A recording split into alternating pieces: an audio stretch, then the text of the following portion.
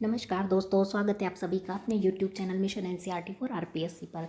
दोस्तों, हमने स्टार्ट किया था कक्षा 8 की सामाजिक विज्ञान की जो पुस्तक है उसका हमने इसका अध्ययन करना स्टार्ट किया था। तो आज हमारा है अध्याय 3, मतलब कि चैप्टर नंबर 3 का जो है नंबर है आज हमारा, और इसका नाम है जल संसाधन, जो कि बहुत ही इंपॉर्टेंट चैप्टर है क्योंकि इसके अंदर क्या दिया है, बंगाल की खाड़ी की साइड कौन सी नदियाँ जाती हैं, अरब सागर की साइड कौन सी नदियाँ जाती है। तो राजस्थान की जो भी नदियाँ हैं, चंबल नदी, बनास नदी, माही नदी, लूनी नदी, सबका हम इसमें विस्तृत अध्ययन करेंगे। ठीक है, और आप जानते होंगे राजस्थान से रिलेटेड जो भी एग्ज़ाम है सबके अंदर ये नदियों में से क्वेश्चन जरूर आता है। बहुत ही इंपॉर्टेंट टॉपिक है आज का हमारा नदी। तो आज का हम टॉपिक स्टार्ट करेंगे नदी, बहुत इंपॉर्टेंट टॉपिक है, ध्यान से पढ़िएगा। चलिए स्टार्ट करते हैं। प्रकृति में जल से ही जीवन संभव है, ये केवल इसका इंट्रोडक्शन, तो आप इसको देख लीजिएगा, ये कोई बहुत इंपॉर्टेंट नहीं है। केवल जल संसाधन किसे कहते हैं इसको अपन देख लेते हैं। जल के वे स्रोत जो मानव के लिए उपयोगी हो या जिनके उपयोग की संभावना हो उनको जल संसाधन कहते हैं। बस नॉर्मली है, राजस्थान में मुख्य जल स्रोतों में झीलें, नदियाँ, बांध, नहरें, तालाब, कुएं आदि हैं। ठीक है, यहाँ से स्टार्ट है हमारा मेन चैप्टर अपवाह तंत्र। ठीक है, किसी मुख्य नदी तथा उसकी सहायक नदियों द्वारा निर्मित जल प्रवाह की विशेष व्यवस्था को अपवाह तंत्र या प्रवाह प्रणाली कहते हैं। यह धरातलीय बनावट और भूगर्भिक संरचना से प्रभावित होती है। हम जानते हैं कि जल का सामान्य स्वभाव है ढाल की ओर बहना। जल को हम कितनी ऊंचाई पर डाल दें वो कहाँ जाएगा, जहाँ पर इसका ढाल होगा। विद्वानों के अनुसार यह माना जाता है कि आज से लगभग 3000 वर्ष पूर्व सतलज, यमुना और प्राग ऐतिहासिक कालीन सरस्वती नदी राजस्थान से होकर बहती हुई गुजरात में भरूच के पास अरब सागर में गिरती थी। लेकिन भूगर्भिक हलचल और जलवायु परिवर्तन के कारण वैदिक संस्कृति की पोषक यह सरस्वती नदी लुप्त हो गई है। सरस्वती नदी लुप्त हो गई, आप जानते हैं। और ये क्या आप जानते हैं, ये बहुत इंपॉर्टेंट फैक्ट होते हैं, नोट होते हैं जो हमारे कॉपी में हम नोट लगा के लिखते हैं, तो इसको इंपॉर्टेंट है, इसको आप ध्यान से पढ़िएगा। ऐसी छोटी नदियाँ जो अपने क्षेत्र का जल आगे ले जाकर बड़ी नदियों में उड़ेलती है उन्हें सहायक नदियाँ कहा जाता है। ठीक है, आगे हम अध्ययन करते हैं इसमें। तो यहाँ पे इंपॉर्टेंट क्या है इस पूरे पैराग्राफ के अंदर, कि अपवाह तंत्र होता क्या है। ठीक है, तो किसी मुख्य नदी और उसकी सहायक नदियों द्वारा निर्मित जो जल प्रवाह की विशेष व्यवस्था, मतलब कि नदी जहाँ जहाँ से जा रही है तो उसकी जो विशेष व्यवस्था है कि हाँ भाई ये इस रास्ते से होकर जा रही है, तो वही उसका अपवाह तंत्र कहलाता है या प्रवाह प्रणाली कहलाती है। ठीक है, आगे देखिए, जल विभाजक रेखा। दो अपवाह क्षेत्रों के मध्य की उच्च भूमि जो वर्षा जल को विभिन्न दिशाओं में प्रवाहित करती है उसे जल विभाजक रेखा कहते हैं। जैसे राजस्थान में अरावली पर्वतमाला, मान लो ये अरावली पर्वतमाला है, इधर से नदी हो रही है, एक इधर जाएगी एक इधर जाएगी, तो दो मतलब प्रवाहित हो गई, इसमें क्या हो गई, विभाजित हो गई, तो जल विभाजक रेखा हो गई। आगे देखते हैं, राजस्थान के अपवाह तंत्र को 3 भागों में बांटा गया। ये इंपॉर्टेंट है, राजस्थान के अपवाह तंत्र को कितने भागों में, 3 भागों में बांटा गया है। अब वो कौन कौन से हैं ये देख लेते हैं। देखिए, पहला है बंगाल की खाड़ी का अपवाह तंत्र, इंपॉर्टेंट। अरावली पर्वत से पूर्वी भाग में बहकर अपना जल बंगाल की खाड़ी में ले जाने वाली चंबल, कालीसिंध, पार्वती, बनास, बेड़च और इनकी सहायक नदियों को बंगाल की खाड़ी का अपवाह तंत्र कहते हैं। ठीक है, सेकंड आती है अरब सागर का अपवाह तंत्र। अरावली पर्वत से दक्षिण पश्चिम में बहकर अपना जल अरब सागर में ले जाने वाली माही, लूनी, साबरमती, पश्चिम बनास एवं इसकी सहायक नदियों को अरब सागर का अपवाह तंत्र कहते हैं। तो आपको ये याद रखना होगा कि बंगाल की खाड़ी की साइड कौन कौन सी नदियों का पानी जाता है, चंबल, कालीसिंध, पार्वती, बनास, बेड़च, इनकी सहायक नदियां हैं। और यदि हम बात करें अरब सागर वाली जो अपवाह तंत्र है उसमें कौन कौन सी आती हैं, माही नदी, लूनी नदी, साबरमती, पश्चिम बनास और इनकी सहायक नदियाँ। ठीक है, थर्ड होता है आंतरिक अपवाह तंत्र, मतलब जो अंदर से ही तो उजागर होती है, अंदर से उनका उद्गम होता है और वहीं पर विलुप्त हो जाती है, वो होती है आंतरिक के अंदर आती है। ठीक है, अब देखते हैं ऐसी नदी जो किसी समुद्र तक ना पहुंचकर स्थल भाग में ही क्या हो जाती है, विलुप्त हो जाती हैं या फिर किसी झील में मिल जाती हैं, उसे आंतरिक या भूमिगत अपवाह तंत्र या वाली नदी कहा जाता है। राजस्थान में बहने वाली घग्गर, बाणगंगा, कांतली, साबी, रूपारेल, मेंढा आदि नदियां आंतरिक अपवाह तंत्र के उदाहरण हैं। ठीक है, आगे बढ़ते हैं, ये भी याद रखिएगा आंतरिक प्रवाह तंत्र की कौन कौन सी हैं, घग्गर, बाणगंगा, कांतली, सेबी, रूपारेल, मेंढा। अब हम बात करते हैं राजस्थान के अपवाह तंत्र में कि बंगाल की खाड़ी का अपवाह तंत्र, ये लगभग जो इसका प्रवाह क्षेत्र है लगभग कितना है, 24% है। और यदि हम बात करें अब अरब सागर का अपवाह तंत्र, यदि इसमें जो इसका प्रवाह क्षेत्र यदि हम देखते हैं तो राजस्थान में कितना है, 16% है। और यदि हम देखें आंतरिक अपवाह तंत्र कितना है, तो ये लगभग है 60%, मतलब कि जो आंतरिक रूप से प्रवाहित होने वाली जो नदियाँ हैं, आंतरिक प्रवाह तंत्र सबसे ज़्यादा है, लगभग 60% क्षेत्रफल इसका कवर करती है। तो चलिए आगे बढ़ते हैं। आगे देखते हैं, देखिए राजस्थान उच्चावचय मपवा तंत्र, इसमें सभी नदियाँ दी हुई हैं, लूनी नदी, सुखड़ी नदी, जवाई नदी, खारी नदी, बांडी नदी, सागी नदी, बनास नदी, जयसमंद झील है, इधर काली सिंध घाटी है, इधर पार्वती नदी है, इधर चंबल नदी, इधर से यहाँ पे जाती है ये गौरे मोरेल नदी, ये उत्तर प्रदेश है, इधर हरियाणा है, ये बाणगंगा है, ये माहिनी नदी, कांतली नदी, सांभर झील, खारी नदी, बनास नदी। चलिए हम इनके बारे में आगे अध्ययन से विस्तृत अध्ययन करते हैं। राजस्थान की प्रमुख नदियाँ यहाँ इम्पोर्टेंट। अब हम बात करते हैं राजस्थान की प्रमुख नदियाँ। नदियों में पहली आती है चंबल नदी, बहुत इंपॉर्टेंट, सबसे लंबी बहने वाली नदी, इंपॉर्टेंट नदी है। देखते हैं इस नदी का उद्गम स्थल कहाँ से होता है। इस नदी का उद्गम स्थल मध्य प्रदेश में जनापाव की पहाड़ियों से होता है।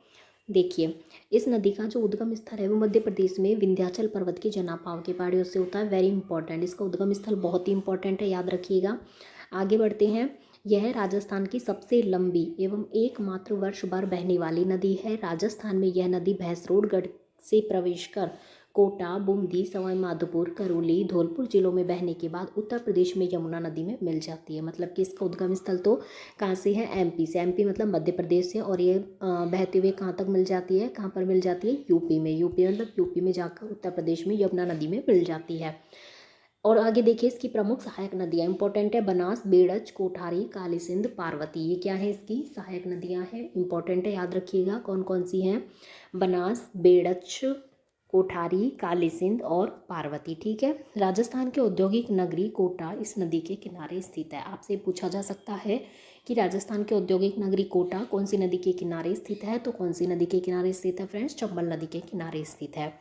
और हम आपको बता दें कि चंबल नदी की जो कुल लंबाई है वो कितनी है, 965 किलोमीटर है।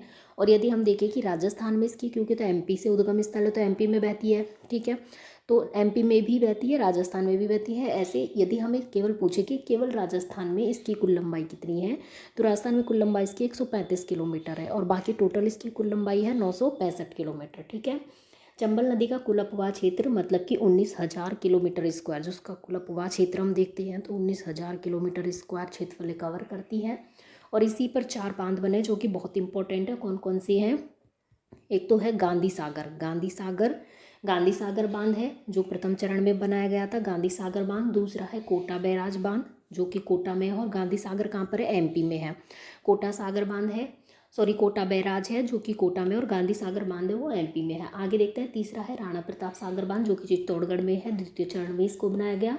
और यदि हम देखें जवाहर सागर कोटा में है, जवाहर सागर कहाँ पर है, कोटा में, तृतीय चरण में इसको बनाया गया। तो इसमें 4 बांध कौन कौन से हैं, गांधी सागर बांध है जो कि एमपी में है, कोटा बैराज है जो कि कोटा में है, राणा प्रताप सागर बांध है जो कि चित्तौड़गढ़ में है, और जवाहर सागर है जो कि कोटा में है। ठीक है। आगे बढ़ते हैं, तो आगे देखिएगा, आगे दे रखा है इसमें बनास नदी के बारे में यदि हम बात करें, यह चंबल की प्रमुख सहायक नदी है। बनास नदी की हम बात करें तो क्या बोल रहा है, बनास नदी चंबल की प्रमुख सहायक नदी कौन सी है, बनास नदी है। यह राजसमंद जिले में खमनौर की पहाड़ियों से निकलती है। कहाँ से निकलती है, ये देखिए उद्गम स्थल इंपॉर्टेंट है, सारी नदियों के उद्गम स्थल क्या है, इंपॉर्टेंट है। और किसकी सहायक नदी है, ये भी इंपॉर्टेंट है। तो ये बनास की जो बनास है वो चंबल की सहायक नदी है, और राजसमंद जिलों में खमनोर की पहाड़ियों से निकलती है। यह राजसमंद, चित्तौड़गढ़, भीलवाड़ा, टोंक जिलों में बहकर सवाई माधोपुर में रामेश्वर के निकट चंबल नदी में मिल जाती है। इंपॉर्टेंट है कि इसका बहाव क्षेत्र कौन कौन से जिलों में है और कहाँ मिल जाती है, चंबल नदी में मिल जाती है, इसलिए चंबल की क्या है, सहायक नदी है। ठीक है। इसका जल ग्रहण क्षेत्र राजस्थान में सर्वाधिक है, और पूर्णतः राजस्थान में बहने वाली सबसे लंबी नदी, ये भी पूछा जाता है। देखिए राजस्थान में बहने वाली सबसे लंबी नदी तो कौन सी है, चंबल है, लेकिन हमसे पूछा जाए कि पूर्णतः राजस्थान में बहने वाली सबसे लंबी नदी जो केवल राजस्थान में बहती है वो है बनास। ठीक है।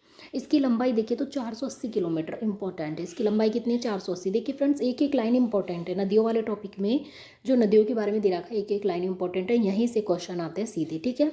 बनास, बेड़च और मेनाल नदियों का संगम स्थल जिसे त्रिवेणी के नाम से जाना जाता है, ये कहाँ पे है, देखिए यहाँ से वापस देखते हैं, बनास, बेड़च, मेनाल और नदियों का जो संगम स्थल है जिसे त्रिवेणी के नाम से जाना जाता है, इंपॉर्टेंट है। ठीक है। ये कहाँ पर है, बिंगोद भीलवाड़ा के पास स्थित है। टोंक व सवाई माधोपुर बनास नदी के किनारे स्थित है। पूछा जा सकता है, कोटा की पूछे तो चंबल नदी हो गया है, और टोंक व सवाई माधोपुर की बात करें तो बनास नदी के किनारे स्थित है। बनास की अन्य सहायक नदियाँ हैं कोठारी, गंभीर, खारी, मोरेल आदि। ठीक है, तो इम्पोर्टेंट है, 480 किलोमीटर इसकी लंबाई है। इसका उद्गम स्थल है बनास, बेड़च और मेनाल है, ये इसकी नदियों का जो त्रिवेणी संगम स्थल है, त्रिवेणी के नाम से जाना जाता है। और ये कहाँ पर है फ्रेंड्स? बीगोद भीलवाड़ा में है। बीगोद भीलवाड़ा इंपॉर्टेंट है। तो ये सभी इंपॉर्टेंट फैक्ट है पूरी 3-4 लाइन के पैराग्राफ में, तो इसको इंपॉर्टेंट है, याद रखिएगा। देखिए अब हम बात करते हैं लूनी। लूनी नदी बहुत इंपॉर्टेंट नदी है राजस्थान के लिए। इसमें देखते हैं तो इसका उद्गम स्थल कहाँ से होता है? अजमेर जिले में गोविंदगढ़ के निकट सरस्वती व सागरमती नामक 2 धाराओं के मिलने से इस नदी का उद्गम स्थल होता है। मतलब कि अजमेर में स्थित जो नाग पहाड़ है, नाग पहाड़ जो है, नाग पहाड़ या फिर आना सागर झील से इसका क्या है? उद्गम स्थल है नाग पहाड़। नाग पहाड़ या फिर आना सागर झील से, जो गोविंदगढ़ के निकट सरस्वती और सागरमती नामक 2 धाराओं के मिलने से होता है। धाराओं के नाम है ये, नाग पहाड़ से होता है कुल मिलाकर इसका। और यदि हम इसकी लंबाई देखें तो एक बार इसकी लंबाई देख लेते हैं। इसमें लंबाई नहीं दी हुई, लंबाई कितनी है इसकी? लगभग 350 किलोमीटर लगभग इसकी लंबाई है। इसको क्या कहते हैं? मरुभाषा कहते हैं, लवणवती कहते हैं, आदि मीठी आदि खारी नदी इसको कहते हैं। अब देख लेते हैं इस पैराग्राफ में जो दिया हुआ उसके बारे में। पहले तो उद्गम स्थल हो गया है, इसका उद्गम स्थल याद रखिएगा। आगे देखते हैं, अजमेर, नागौर, पाली, जोधपुर, बाड़मेर, जालोर जिलों में बहने के बाद यह नदी कच्छ की खाड़ी में मिल जाती है। कहाँ पर जाती है? कच्छ की खाड़ी गुजरात में जाकर मिल जाती है। बाड़मेर जिले के बालोतरा तक इस नदी का जल मीठा होता है, इसके बाद जल खारा हो जाता है, इसीलिए इसे क्या कहते हैं? आधी मीठी आधी खारी नदी कहते हैं। इसकी सहायक नदियों में जोजरी, बांडी, जवाई, मीठड़ी, खारी, सूकड़ी, सागी, गुहिया आदि नदियाँ हैं। ठीक है, याद रखिएगा। और अपने उद्गम स्थल से लेकर गोविंदगढ़ अजमेर तक तो किस नाम से लूनी नदी? सागरमती के नाम से जानी जाती है। और पुष्कर से आने वाली सरस्वती नदी के गोविंदगढ़ के समीप सागरमती में मिलने पर लूनी के नाम से जानी जाती है। जब ये दोनों धाराएं मिल जाती है उसके बाद लूनी के नाम से जानी जाती है। इससे पहले किसके नाम से जानी जाती है? सागरमती के नाम से। ठीक है, ये भी याद रखिएगा, सागरमती के नाम से। अब हम आगे बढ़ते हैं।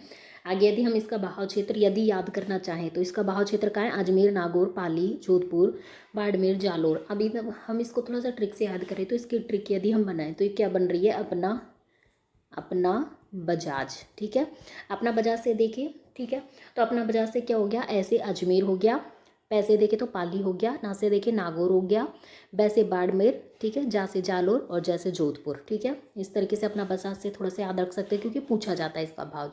अब हम बात करते हैं माही नदी के बारे में। तो माही नदी क्या है? उत्तर प्रदेश में विंध्याचल पर्वत में अमरोरू नामक स्थान पर इस नदी का उद्गम स्थल है। यदि हम बात करें कि अमरोहू या अमरोरू के निकटवी कहाँ पर होता है? मेहद झील से। मेहद नाम की झील है, तो मैं से हम इसको थोड़ा ट्रिक से याद रख सकते हैं। मेहद झील से इसका उद्गम स्थल होता है। यह नदी राजस्थान में बांसवाड़ा एवं प्रतापगढ़ जिलों में बहने के बाद खंबात की खाड़ी में गिर जाती है या मिल जाती है। इंपॉर्टेंट लाइनें सारी याद रखिएगा। बांसवाड़ा जिले में इस नदी पर माही बजाज सागर बांध बनाया गया है। माही बजाज सागर बांध अपन नाम से ही स्पष्ट हो रहा है, माही आ रहा है तो माही नदी पर बनाया गया है।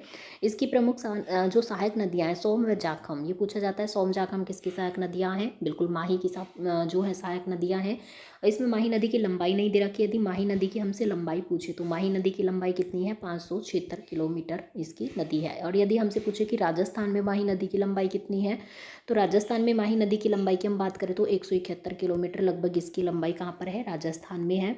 और हमने आपको पढ़ाया था सेकंड चैप्टर में कि जो राजस्थान का जो भूगोल था उसके अंदर क्या था? उसके अंदर था कि जो माही नदी द्वारा जो निर्मित मैदान है उसको क्या कहा जाता है? जो मैदानी भाग है उसको क्या कहा जाता है? माही नदी द्वारा निर्मित मैदानी भाग को छप्पन का मैदान कहा जाता है। क्या कहा जाता है? छप्पन का मैदान कहा जाता है, याद रखिएगा। और यदि हम बात करें सहायक नदियाँ सोम जाखम के अलावा और कौन कौन सी हैं? अनाज है, हरण है, चाप है, मोरेन है, भागर है आदि इसकी सहायक नदियाँ हैं। और यदि हम बात करें कि डूंगरपुर, देखिए एक बार हम आपको एक दो इंपॉर्टेंट फैक्ट उनको बता देते हैं। यदि हम बात करें कि डूंगरपुर व बांसवाड़ा जिलों की सीमा, एक तो डूंगरपुर जिला है, एक है बांसवाड़ा जिला, तो डूंगरपुर और बांसवाड़ा जिलों की जो सीमा है उसको कौन सी नदी अलग करती है? तो माही नदी डूंगरपुर बांसवाड़ा सीमा को अलग करती है, बिल्कुल अलग करती है। और यदि हम देखें राजस्थान में तो माही बजाज सागर बांध बनाया, और गुजरात में माही नदी पर कौन सा बांध इसमें बनाया गया है? तो इस पर बांध है कड़ाना बांध। ये कहाँ पर है? गुजरात में है। ठीक है, और बांसवाड़ा जिले में माही नदी पर बोरखेड़े ग्राम के पास माही बजाज सागर बांध बनाया गया। ये कहाँ पर है? बांसवाड़ा जिले में बनाया गया है। ठीक है, ये इसके इंपॉर्टेंट फैक्ट है। अब देख लेते हैं हम बाणगंगा नदी के बारे में। बाणगंगा नदी के बारे में देखें तो इस नदी का उद्गम जयपुर जिले में स्थित अरावली की बैरात पहाड़ी से होता है। इस नदी का पानी भरतपुर में घना पक्षी राष्ट्रीय उद्यान में भूमिगत होकर नम भूमि का निर्माण करता है। इसे अर्जुन की गंगा भी कहा जाता है। इंपॉर्टेंट फैक्ट है, इससे क्या कहा जाता है, अर्जुन की गंगा भी कहा जाता है। तीनों लाइन इंपॉर्टेंट है। पहली लाइन में इसका उद्गम स्थल बताया गया है कि जयपुर जिले में स्थित अरावली की बैराट की पहाड़ियों से होता है, बाणगंगा नदी का। ठीक है। और यदि हम देखें मतलब कि बैराट की पहाड़ियों से होता उद्गम स्थल। और यदि हम देखें उपनाम इसके तो अर्जुन की गंगा कहा जाता है। इसको ताला नदी भी कहा जाता है। अर्जुन की गंगा बहुत इंपॉर्टेंट है। यदि हम इसका बहाव क्षेत्र देखें तो इसमें नहीं दिया हुआ है, थोड़ा सा हम देख लेते हैं। जयपुर, दौसा, भरतपुर में बहकर ये यूपी और राजस्थान की सीमा बनाते हुए, यूपी मतलब उत्तर प्रदेश और राजस्थान की सीमा बनाते हुए आगरा के फतेहाबाद के निकट यमुना में मिल जाती है। ठीक है। और यदि हम बात करें कि वर्तमान में यह नदी अपना जल यमुना तक न ले जाकर स्थानीय भाग में ही छोड़ देती है, जो कि दिया हुआ है घना पक्षी राष्ट्रीय उद्यान में भूमिगत होकर नम भूमि का निर्माण करती है। ठीक है, आप याद रखिएगा। आगे देखते हैं घग्गर नदी। ये आंतरिक प्रवाह की सबसे लंबी बहने वाली नदी है। कौन सी? घग्गर नदी। इंपॉर्टेंट है। इस नदी का उद्गम हिमाचल प्रदेश में हिमालय पर्वत की शिवालिक श्रेणियों से होता है। इंपॉर्टेंट है। उद्गम स्थल हर नदी की इंपॉर्टेंट है। ठीक है। उत्तरी राजस्थान में यह नदी हनुमानगढ़ में प्रवेश कर श्री गंगानगर में भूमिगत हो जाती है। इस नदी का प्राचीन सरस्वती नदी की सहायक माना जाता था। इस नदी को प्राचीन जो सरस्वती नदी थी, जो माना जाता है ये लुप्त हो चुकी है, उसका जो सहायक नदी है उसकी माना जाता था। यह राजस्थान के आंतरिक प्रवाह वाली सबसे लंबी नदी है। इंपॉर्टेंट फैक्ट है। आंतरिक प्रवाह वाली सबसे लंबी नदी कौन सी है? घग्गर नदी है। ठीक है। ठीक है, हमारी नदियाँ कंप्लीट होती हैं, सभी याद रखिएगा। अब आती है राजस्थान की नदी घाटी परियोजना। ये भी इंपॉर्टेंट है, इसको देख लेते हैं एक बार। नदियों पर बांध बनाने से जल विद्युत उत्पादन, सिंचाई, पेयजल, वृक्षारोपण, भूमिगत जल स्तर में वृद्धि, बाढ़ नियंत्रण, मृदा अपरदन और पर्यटन आदि कई प्रकार के उद्देश्य पूरे होते हैं। इन्हीं कारणों से इन्हें बहुउद्देशीय परियोजनाएं भी कहा जाता है, क्योंकि बहुत सारे उद्देश्य हम इससे पूरे कर लेते हैं। भारत के प्रथम प्रधानमंत्री पंडित जवाहरलाल नेहरू थे। इन्होंने क्या किया, इन नदी घाटी परियोजनाओं के महत्व को देखते हुए आधुनिक भारत के मंदिर भी कहा। ठीक है, ये पूछा जाता है कि राजस्थान की जो ये बहुउद्देशीय परियोजनाएं होती है, नदी घाटी परियोजनाएं होती है, इनको आधुनिक भारत के मंदिर किसने कहा? तो पंडित जवाहरलाल नेहरू ने कहा था। ठीक है, याद रखिएगा। राजस्थान से संबंधित प्रमुख नदी घाटी परियोजनाओं का विवरण इस प्रकार है। तो हम उनको देखने से पहले आप ये देख लेते हैं कि क्या आप जानते हैं। इंपॉर्टेंट है ये। सिंचाई के उद्देश्य से प्राकृतिक जल बहाव की दिशा को परिवर्तित करने के लिए जल स्रोत में बनाए गए बांध को बैराज कहा जाता है। ठीक है, जैसे कोटा बैराज है, अभी हमने आपको बताया था चंबल नदी पर। और देखते हैं, किसी मुख्य नहर का ऐसा हिस्सा जहां से पानी का कोई उपयोग नहीं किया जाता उसे फीडर कहा जाता है। दोनों ही इंपॉर्टेंट शब्द है, बैराज और फीडर। ठीक है, तो बैराज तो किसे कहते हैं? सिंचाई के उद्देश्य से प्राकृतिक जल बहाव की दिशा को परिवर्तित करने के लिए, मतलब सिंचाई के उद्देश्य से जो बांध बनाए जाते हैं ना, वो तो बैराज हो गए। और किसी मुख्य नहर का ऐसा हिस्सा जहाँ से पानी का कोई यूज ही नहीं हो रहा है, तो वो कहलाता है फीडर। ठीक है, आगे बढ़ते हैं। अब देखते हैं हम चंबल परियोजना। इंपॉर्टेंट है। चंबल परियोजना के बारे में देखते हैं। यह परियोजना राजस्थान और मध्य प्रदेश राज्यों की संयुक्त परियोजना है।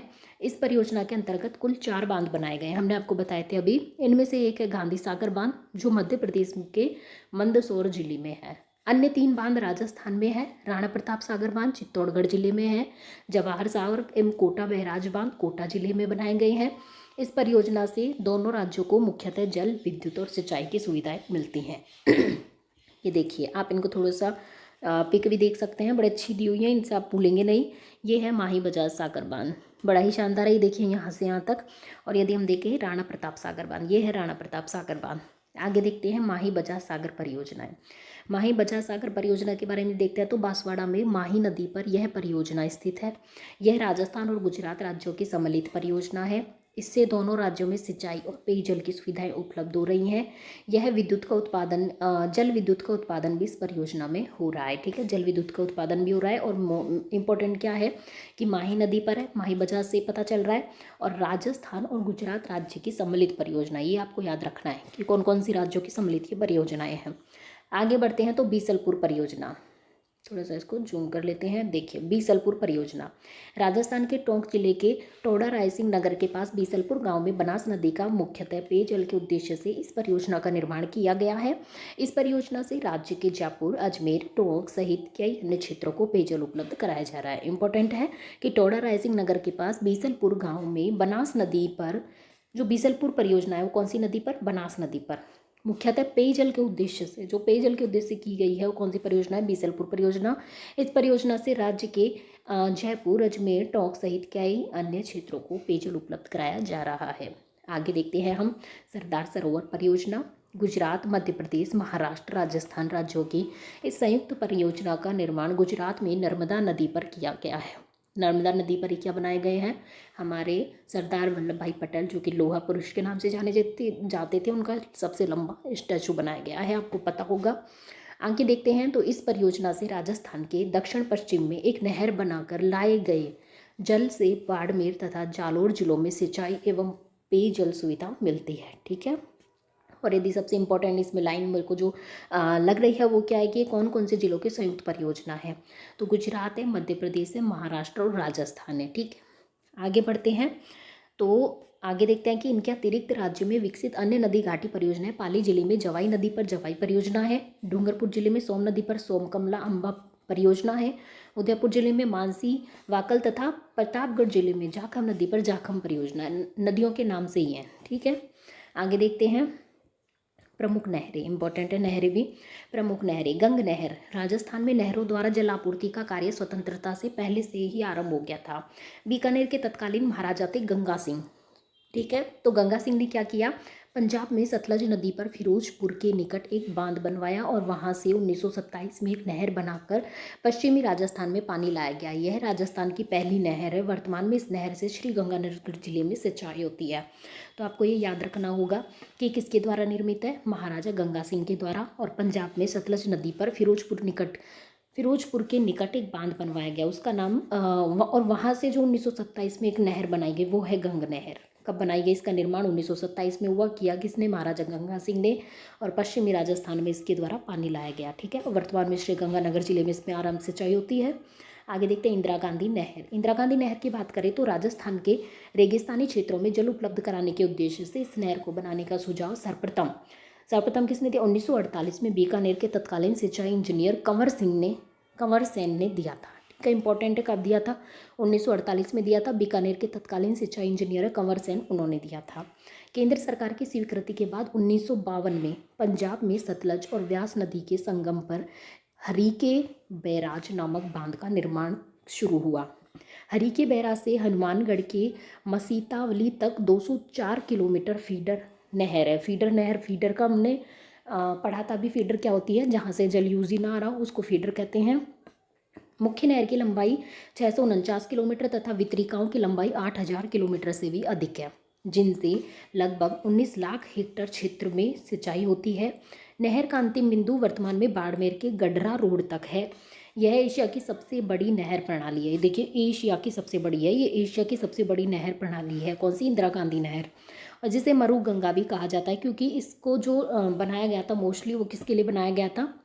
मतलब हमारा जो मरुस्थल है उसमें पानी की समस्या को दूर करने के लिए इसको बनाया गया था।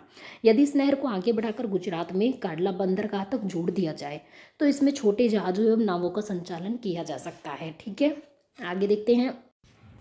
आगे हम देखते हैं थार के मरुस्थल का ढाल पश्चिम में होने के कारण पूर्वी भाग में पानी लाने के लिए अब तक कई उत्थापक या लिफ्ट मतलब कि नहरें बनाई गई हैं। उत्थापक नहरें मतलब कि लिफ्ट बनाई गई हैं। इंदिरा गांधी नहर के कारण क्षेत्र में कृषि विकास, मरुस्थल प्रसार पर रोक, सूखे और अकाल पर नियंत्रण, पेयजल, जल विद्युत उत्पादन, पशुधन विकास, मत्स्य पालन एवं पर्यटन विकास आदि संभव हुआ है।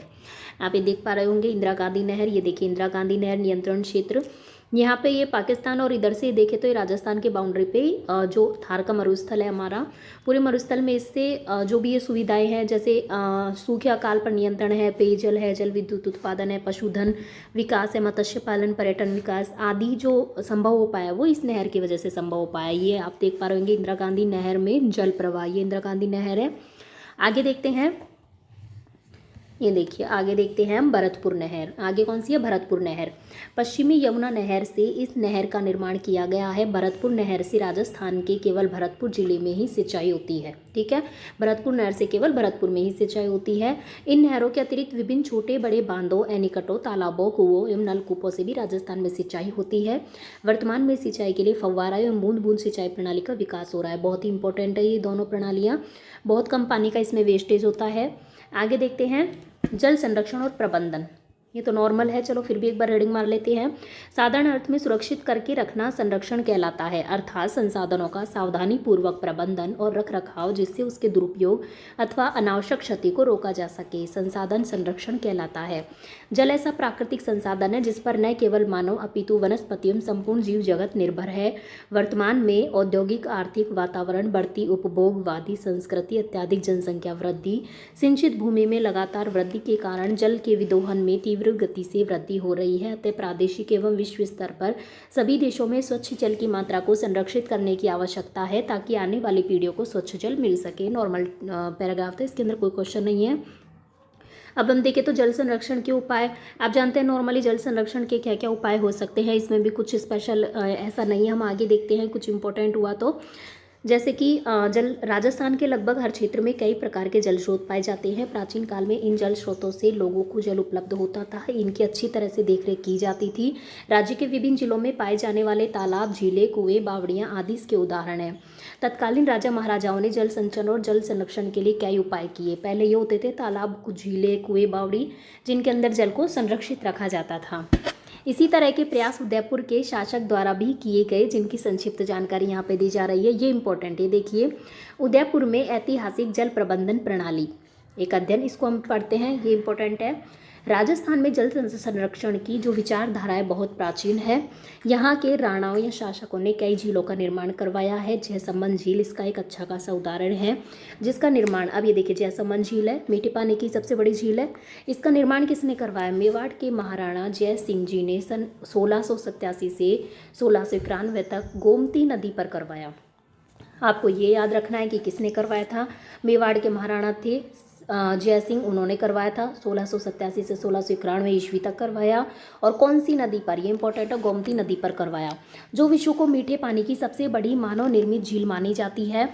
जल संरक्षण के लिए नदी को मोड़ने एवं जोड़ने तथा झीलों को जोड़ने के विश्व के सबसे पुराने उदाहरण भी मेवाड़ में देखे जा सकते हैं। आप ये देख पा रहे होंगे चित्र के अंदर, ये है जयसमंद झील, मीठे पानी की मानव निर्मित सबसे बड़ी ये झील है, उदयपुर में है, ठीक है, याद रखिएगा। और गोमती नदी के किनारे, सबसे इंपॉर्टेंट है कौन सी नदी किनारे है? गोमती नदी के किनारे। आगे देखते हैं। उदयपुर शहर के पश्चिमोत्तर में 6 किलोमीटर दूरी पर स्थित चिकलवास गांव के समीप आहड़ नदी पर महाराणा फतेह सिंह जी द्वारा एक बांध बनाकर वर्षा ऋतु में प्रवाहित अतिरिक्त जल को फतेह सागर पहुँचाने के लिए चिकलवास नहर का निर्माण करवाया गया। चिकलवास नहर कहाँ पर है? उदयपुर में ही है। और किसके द्वारा इसका निर्माण करवाया गया? आहड़ नदी पर इसका निर्माण करवाया गया महाराणा फतेह सिंह जी के द्वारा। आगे हम देखते हैं तो इस नहर के निर्माण से फतेह सागर में आहड़ नदी का पानी 118 वर्ष पहले पहुंचा दिया गया था। कब? कितने वर्ष पहले? 118 वर्ष पहले पहुंचा दिया गया था। अब हम देखते हैं आगे तो 470 वर्ग किलोमीटर में फैली घाटी में क्रमबद्ध जलाशयों का निर्माण तथा नदियों को आपस में जोड़कर यहाँ के तत्कालीन शासकों ने स्थानीय स्तर पर उपलब्ध वर्षा जल प्रबंधन एवं संरक्षण का प्रशंसनीय कार्य जनहित में किया था, जो आज भी सुचारू रूप से चल रहा है। आगे देखिए तो उदयपुर बेसिन में गोवर्धन सागर, दूध तलाई, पिछोला झील, अमरकुंड, कुमारिया तालाब, रंग सागर, स्वरूप सागर, फतेह सागर जलाशयों का निर्माण जल प्रबंधन की दृष्टि से विश्व भर में सर्वोच्च उदाहरण है। तो आपको ये याद रखने होंगे कि ये सब चीज़ें कहाँ पर हैं, जैसे कि गोवर्धन सागर कहाँ है, दूध तलाई कहाँ है, पूछ लिया जाता है तो उदयपुर में है। पिछोला झील कहाँ है, अमरकुंड कहाँ है, कुमारिया तालाब, रंग सागर, स्वरूप सागर, फतेह सागर आदि सभी कहाँ पे हैं? ये सब उदयपुर के अंदर हैं, ठीक है। वर्षा ऋतु में जब जलाशय पानी से भर जाते हैं तो इन सभी जलाशयों का जल स्तर एक समान हो जाता है एवं पानी आपस में मिल जाता है। उदयपुर बेसिन में विभिन्न छोटे बड़े जलाशय सिंचाई, पेयजल एवं पर्यटन विकास हेतु जल प्रबंधन के उत्तम उदाहरण है। आगे देखते हैं तो महाराणा राज सिंह जी प्रथम द्वारा नदी बहाव को कृत्रिम रूप से मोड़कर उसे स्थायित्व प्रदान किया। मेवाड़ का प्रसिद्ध तीर्थ स्थल उभयेश्वर क्षेत्र में वर्षा ऋतु में बहने वाली नदी को मोड़कर मोरावनी नदी में मिला दिया। इस प्रकार उभयेश्वर क्षेत्र है, ये कहाँ पर है? इसमें उदयपुर में। और महाराणा राज सिंह प्रथम द्वारा जो है कृत्रिम रूप से मोड़कर इसका निर्माण किया गया, मतलब कि स्थायित्व इसको प्रदान किया गया। आगे देखते हैं। इस प्रकार उभयेश्वर क्षेत्र के जल को जना सागर तथा फतेह सागर में पहुंचा दिया गया। उभयेश्वर के जल को मोरावनी नदी के साथ मिलाने का कार्य सन 1670 से और 1685 के बीच किया गया, ठीक है।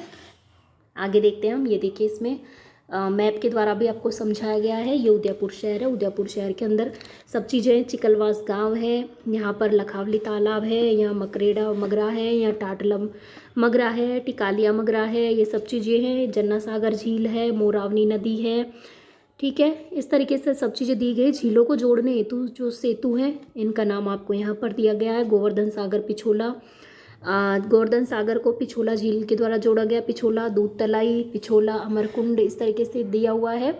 आगे देखें तो फतेह सागर झील है, ये पिछोला झील है, ये कोटड़ा नदी है, ये बांकी मगरा है, गोवर्धन सागर झील है। चलो आगे देखते हैं हम। आगे इसमें क्या दे रखा है, शब्दावली। अब हम आप क्वेश्चंस पे पहुंचने वाले हैं। आगे देखते हैं शब्दावली के बारे में। अपवाह, अपवाह का मतलब क्या होता है, नदी जल का बहना या प्रवाही अपवाह होता है। अवशेष मतलब बचा हुआ, अपशिष्ट मतलब अनुपयोगी पदार्थ, और संरक्षण मतलब सुरक्षित रखना या फिर रख रखाव, ठीक है। आगे हम पहुँचते हैं अभ्यास प्रश्न पे। तो अब हम देख लेते हैं इसके अभ्यास प्रश्न। सही क्वेश्चन फर्स्ट है, सही विकल्प को चुनिए। बनास व बेड़ज किस नदी की सहायक नदियां हैं? चंबल की, लूनी की, बाणगंगा की या फिर माही की? तो बनास और बेड़ज किसकी सहायक नदियां हैं? चंबल की फ्रेंड्स, ठीक है। आगे देखते हैं, सोम कमला अम्बा परियोजना स्थित है, कौन से जिले में स्थित है? बाड़मेर में, डूंगरपुर में, उदयपुर में या फिर कोटा में? तो इसका सही जवाब क्या हो जाएगा? डूंगरपुर में। आगे देखते हैं, रिक्त स्थान की पूर्ति कीजिए। ये याद रखिएगा क्वेश्चन, इसमें से डायरेक्ट क्वेश्चन आते हैं कि सोम कमला अम्बा परियोजना कहाँ स्थित है, चंबल की सहायक नदियाँ कौन कौन सी हैं, इंपॉर्टेंट है सब कुछ। रिक्त स्थान की पूर्ति कीजिए। सेकंड क्वेश्चन पे पहुँचते हैं। देखिए, नदी का पानी भरतपुर में घना पक्षी राष्ट्रीय उद्यान में नम भूमि का निर्माण करता है, तो कौन सी नदी का करता है? अभी हमने आपको बताया था, बाणगंगा नदी का, ठीक है। जिसका उद्गम कहाँ से होता है? जयपुर से होता है। आगे देखते हैं, एशिया की सबसे बड़ी नहर प्रणाली जिसे मरुगंगा भी कहा जाता है। ये देखिए, एशिया की सबसे बड़ी नहर प्रणाली जिसे मरुगंगा भी कहा जाता है, कौन सी है? इंदिरा गांधी नहर प्रणाली या इंदिरा गांधी नहर परियोजना, ठीक है, याद रखिएगा। आगे बढ़ते हैं। आगे देखते हैं, तो विश्व की मीठे पानी की सबसे बड़ी मानव निर्मित झील किसको माना जाता है? तो कौन सी है? जयसमंद झील, अभी हमने ऊपर पढ़ा है। आगे देखते हैं, पंडित जवाहरलाल नेहरू ने नदी घाटी परियोजनाओं को, देखिए ये भी बहुत इंपॉर्टेंट है, ये भी जो भी इसमें क्वेश्चन है सारे ही बहुत इंपॉर्टेंट है। आगे देखते हैं, पंडित जवाहरलाल नेहरू ने नदी घाटी परियोजनाओं को क्या कहा? तो आधुनिक भारत के मंदिर का। हम आपको दिखा भी देते ताकि आपको रिमाइंड हो जाए एक बार अच्छे से। देखिए, नदी घाटी परियोजना वाले में हमारा वो टॉपिक था, नदी घाटी परियोजना कहाँ पर है? ये जल विभाजक रेखा आ गया, नदी घाटी परियोजना, ये देखिए प्रमुख ये है नदी घाटी परियोजना, ये रहा। ये देखिए, भारत के प्रथम प्रधानमंत्री थे पंडित जवाहरलाल नेहरू। इन्होंने इन नदी घाटी परियोजनाओं के महत्व को देखते हुए आधुनिक भारत के मंदिर, टेम्पल्स ऑफ मॉडर्न इंडिया, इनको कहा था, किसको? नदी घाटी परियोजनाओं को।